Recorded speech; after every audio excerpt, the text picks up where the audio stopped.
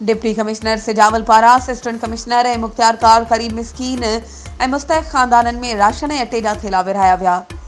Deputy commissioner Sujawal Abdul Wajid Sheikh पारा assistant commissioner Mirpur बिठौरो Rashid Ali रमज़ानुल मुबारक के मौक़े ते सिजावल जे ॻोठ वाहिद दिनो सोलंगी जे 50 ग़रीब ज़रूरतमंद ऐं मुस्तहिक़ ख़ानदाननि जॾहिं त मुख्तियारकार शाह बंदर पारां भारतीय जेलनि में क़ैद तालके जाती जे 0 पॉइंट ऐं ॻोठ तालिब रोछो जे माहिगीरनि जे 25 ख़ानदाननि में राशन ऐं अटे जा थेला विरहाया। हुन मौक़े ते असिस्टेंट कमिश्नर ऐं मुख्तियारकार चयो त डिप्टी कमिश्नर अब्दुल वाजिद शेख पंहिंजी मदद पाण तहत ग़रीब ऐं मिस्कीन माण्हुनि में राशन विरहायो आहे।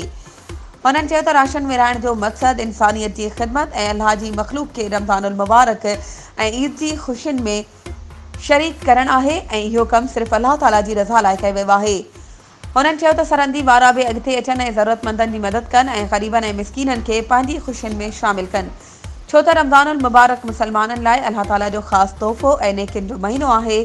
मुस्तहिक़ीन जी मदद दरअसल ॾुखायल इंसानियत जी ख़िदमत आहे।